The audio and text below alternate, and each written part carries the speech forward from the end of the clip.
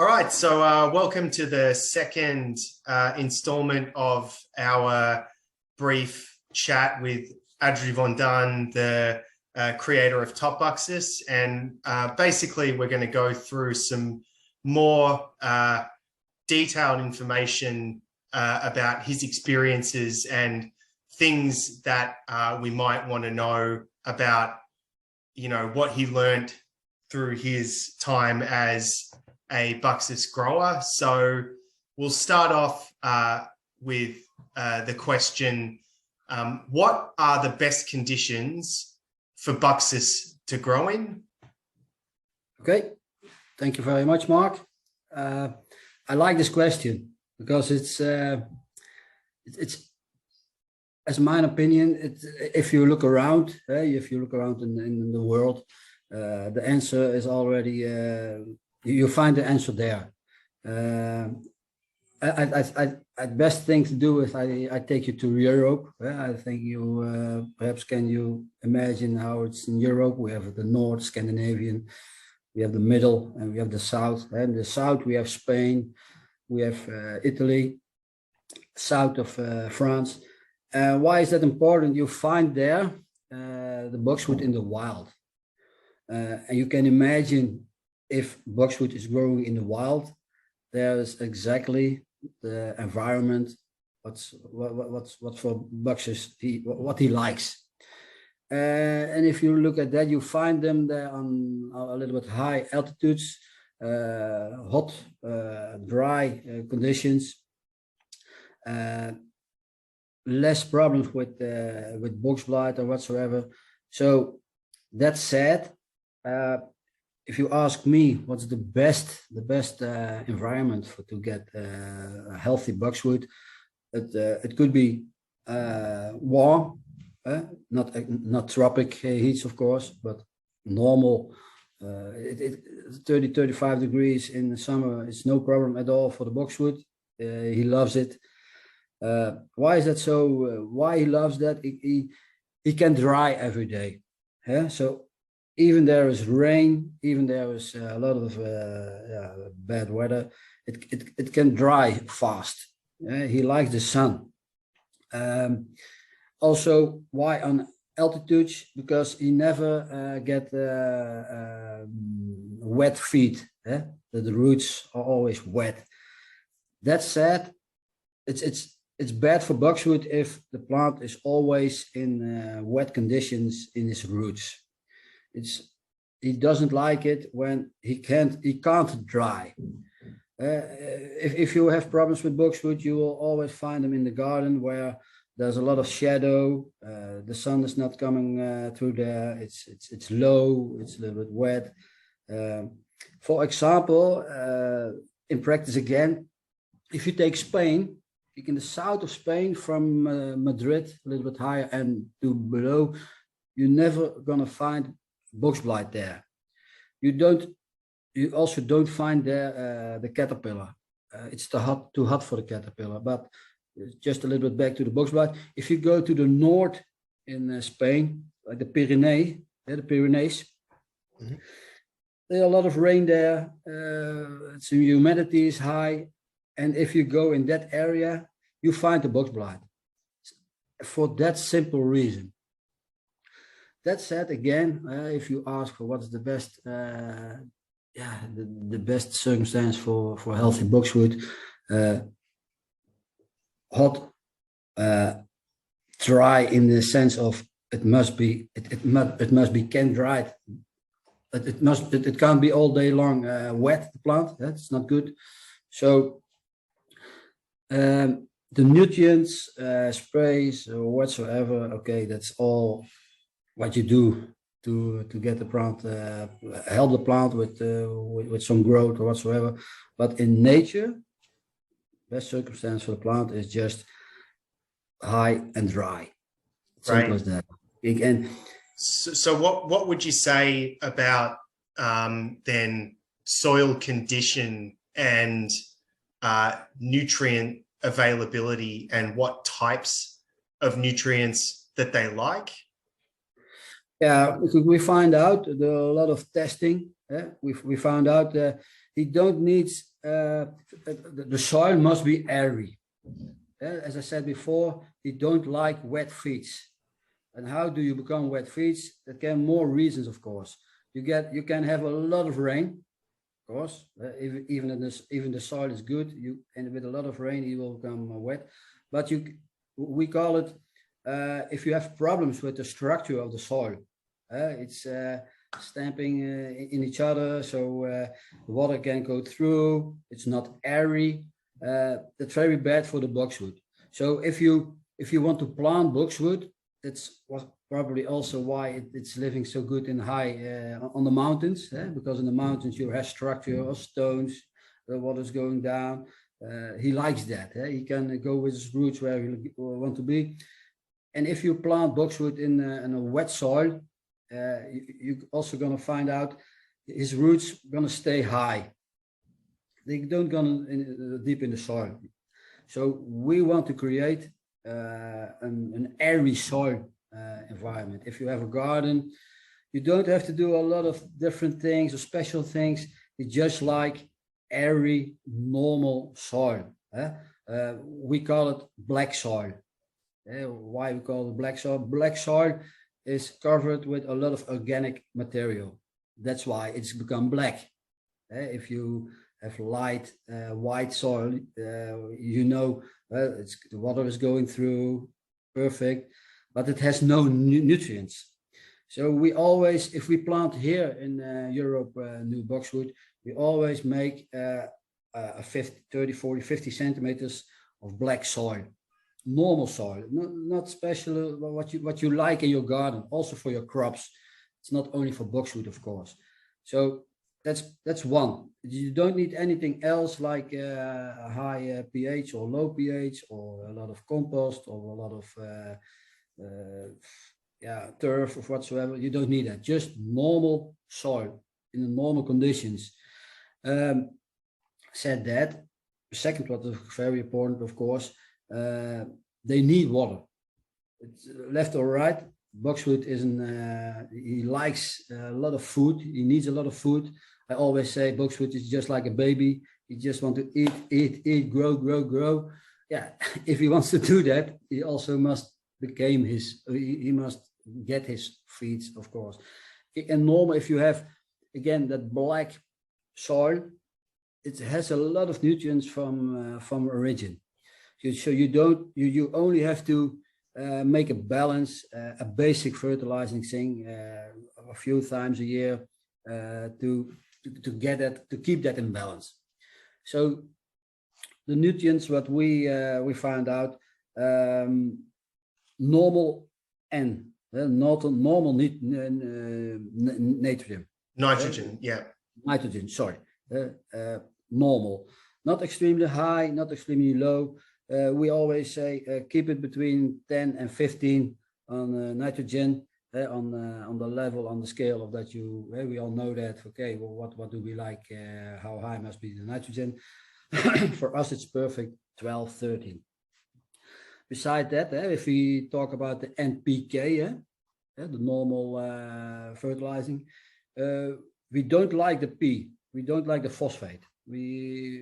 Phosphor, how you call it? Phosphorus, yeah. The plant don't need it. Why is that? Because there is a lot of phosphate in the environment. So there is, it's almost difficult to get it below as high. For normal, there is already a lot of high phosphate in the environment, in the ground. So we always say, if you throw fertilizer, nutrients, do as less as possible the phosphate. Third, very important, is the K, the kali, the kalium, the NPK, the kalium. We know we want to give as much as possible kalium. So this is potassium. Sorry, potassium. That's okay. No, just translate. Yeah. Must be a little bit difference between each other, of course. Yeah. So NPK is nitrogen, phosphorus, and potassium. Oh, phosphorus and potassium. Yeah. Okay. So I will talk about potassium, the K. as high as possible. Why? Because we know potassium gives strong cells. The plant gets a lot of protection from outside. It's always also has a lot of protection against the frost because of the high potassium. Beside that, potassium has a secondary nutrient. We know it's the SO3. How you call that? The SO3, we call it swavel, but is that?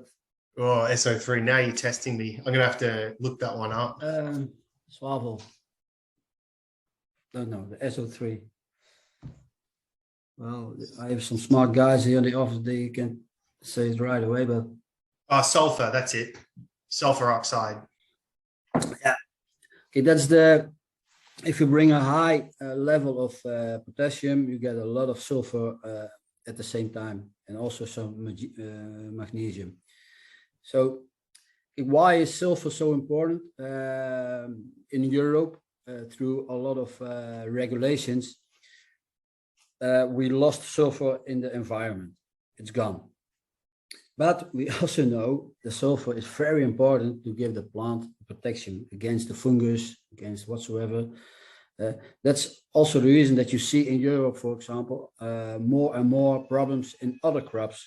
Also in the maize or the strawberries or a lot of plants, they are much more vulnerable for fungus because of the loss of the sulfur.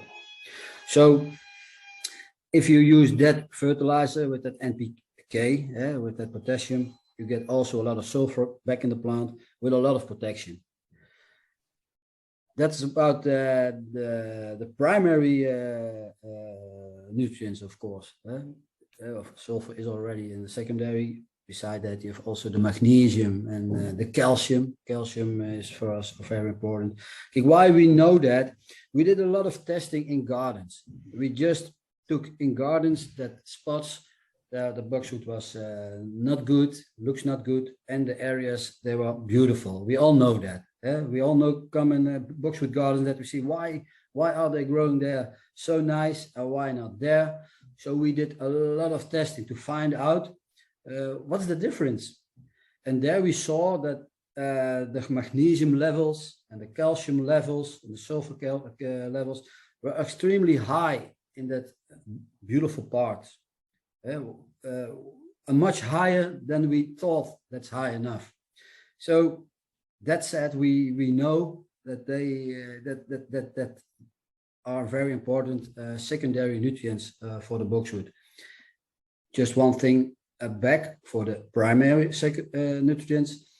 The nitrogen must act fast. We don't use slow releasing nitrogens in boxwood, on the simple reason, come back as a baby, he is hungry and he needs his food. He don't need food, okay, and then now it's become slowly for you. No, we know all a boxwood will grow 3 times a year. It makes 3 times in Europe. It makes 3 times a year new growth, new leaves. It's starting as an explosion, bam. If you have the spring, then suddenly all is coming together. In that time, he needs his nutrients, not 1 month later, also not 1 month earlier. He needs it at that right moment. So we use fast-acting nitrogen. You throw it, you sneeze it, or you rain a little bit below the plants, and it's inside the plant. And then you see the explosion of the new growth. So again, the last what I'm going to say about the nutrients. Don't use slow releasing nutrients in boxwood. Just give in at the moment they need it a right dose of fast acting nitrogen. It's very important. That's about a simple thing. It's of course much more to say about the nutrients, but that's how we look at it, and that's why we have become a very beautiful boxwood. Well, look, maybe we'll get into a lot more detail with the nutrients a little bit later. Yep, perfect. Why don't we go into the best practices for growing Buxus or boxwood, and that is sort of looking at how to get your soil to be the right kind of soil, what kind of watering you need, how to improve the microorganisms and what they do, and then maybe talk a little bit more about some feeding. Yeah, that's okay. What to bring up your top of your soil again? It must be airy. Airy is not only the soil; it's also the circumstances. If you have your plants in a low area where there's a lot of puddle of water, if it's some rain, yeah, that's a problem, of course. You must also organize that your water can get away. Of course, it's very important. To make a lot of airy soil, it's very simple. You bring organic stuff in it. If it's straw or it's rest product of crops or whatsoever, old how you say it, messed shit. Eh? Yeah, manure. From cows. Yeah. The old one. You give Yep. a lot of organic product inside the soil. So bring organic products. It doesn't matter what it is. Bring organic products in the soil. Mix it, but again, make sure that the watering is in order. That you can bring, if it's raining enough. You don't want if you have a simple rain, then you have for 3 days water on your plants. That's not good. Get that right away. So that's about the soil. Watering, very, very important, of course. We know we don't give water if we do it ourselves from above. Give always water your boxwood below. The best thing is, again, if you're in a hot environment where you become a lot of sunny days, not that much rain, give always your plants water with an hose or a hose that's already there.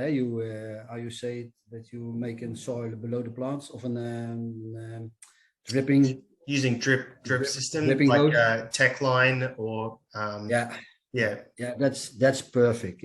And if you do that, then you can use, of course, also the slow releasing fertilizers, because they are coming free in a regular time. That will be great. For example, we have in Spain, there were a lot of hot temperatures. With if we don't water them, they're gonna die. Simple as that. But if you water them on the perfect way, so with the dripping hose, you get the most beautiful plants. You have all the ingredients right there. But again, don't give water from above. Why not? If you throw a lot of water on the plant and you do it that regularly, the plant can't dry, and then you create box blight on the plant yourself. Yeah, that's stupid, of course. Don't do that. It would be a pity if you water them. Take the time, invest in that. If you want to have less problems with your boxwood, water them from below. And it's always better to give him one time a lot of water with the hose under the plant than every day a little bit. Don't do that. You can better give him once a week a lot of water, especially for boxwood in pots. And you can better once a week throw a lot of water below the plant on the pot.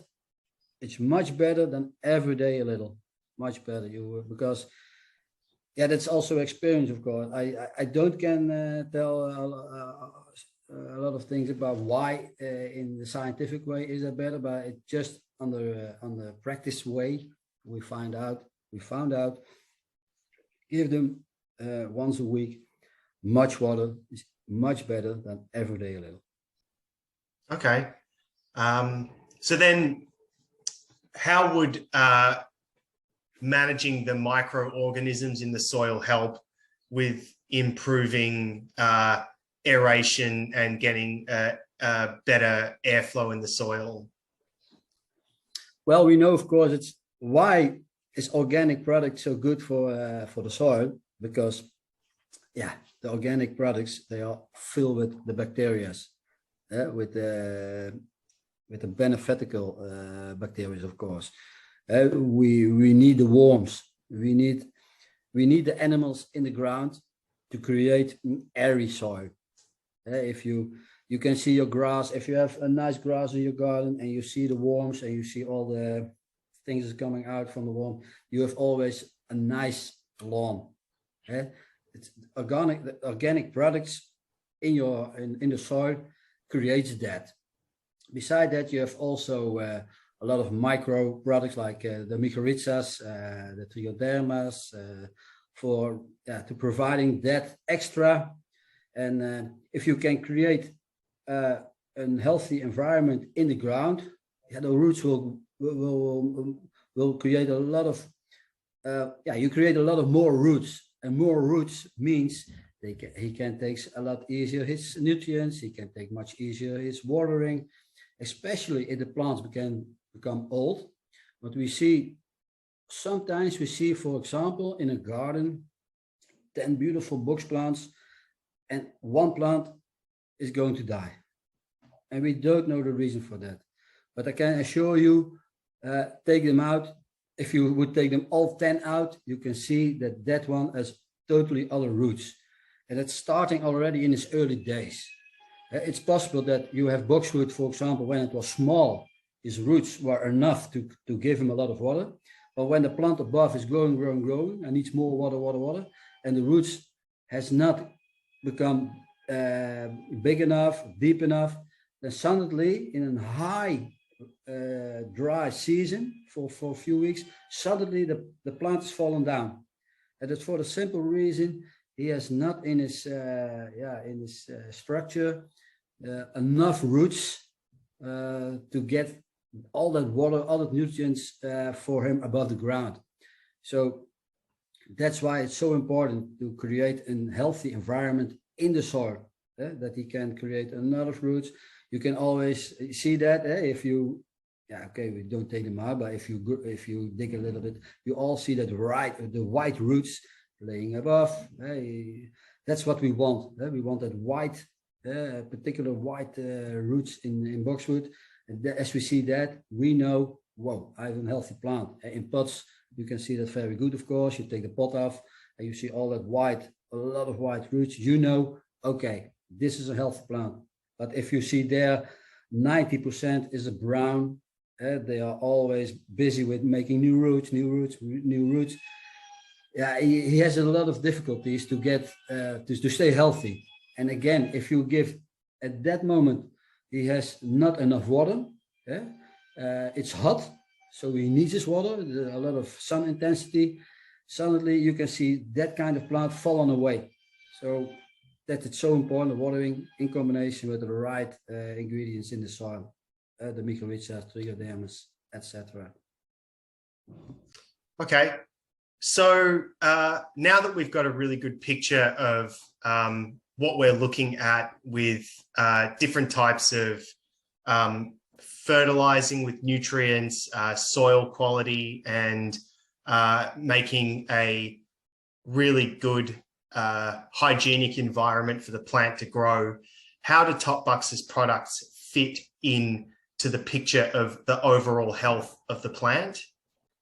Yeah, of course. We have made our products to create that situation. So, for example, our grow is a very fast-acting nitrogen. It's just enough nitrogen, as I said before, not too much, not too low. Because if you give too much nitrogen, it's growing too fast. Yeah, you can create frost damage in wintertime. We don't want that. So the balance of nitrogen must be correct. That's why in our grow, Topbuxus grow, we have that just right level of nitrogen, but that fast-acting nitrogen, why I said before, we have less phosphate, and we have a high level of potassium. So that's what we did with our grow. Beside that, our Topbuxus health mix. If you have problems in your garden, you can't water them well, you don't want to be you don't want to be have one risk no risk at all against box blight. We made our health mix. It has products inside. It's just like a bucket of water what you throw on the water. It can prevent you against the box blight. In the meanwhile, you give them also that fertilizer to get that healthy, also the color, of course. As third, we have also created Topbuxus carpet. Carpet is a sort of a soil cover. The soil cover carpet creates that healthy environment below the plant. Yeah, he needs less water because you have covered it with the soil can't dry as fast. You have also some cover against the weeds. But what we see, if you have carpet and you take it away, you see all the white roots of the boxwood staying high because he likes it. Yeah? It's a lot of moisture under that carpet. In the same time, the carpet creates an hygienically clean environment around the plant. And normally you have the sand below the plants. Sometimes you have a puddle of water there. But if you create there a soil cover, for example, with our carpet, yeah, you can create a small buffer that the water is staying below, yeah, the plant likes enough. We would also, of course, we also want to lay down in a clean bed. We want to live in a clean house. It's for the plant the same, of course. You want to live in a clean environment without a lot of fungus spores, with a lot of bad bacteria. And that's what carpet creating together with our health mix. Yeah, you have the total balanced environment. Health mix will kill all the fungus spores that even will be there, and the carpet we prevent and provide you a lot of hygienically clean environment. So that's our main, well, of course not for Australia, but for Europe we have also a product against the caterpillars. I heard you don't have them already in Australia. Keep it that way, because beside the box blight, it's an awful thing. But also for that, we have created an organic product, and safe product for it. It has no collateral damage or whatsoever. Just and caterpillars eating from the leaves, he's gonna die, and the boxes stay alive in your garden. So that are our three main products, of course. Beside that, we have some other products, but especially the first two, I think, are very important for you in Australia. Yeah, fantastic.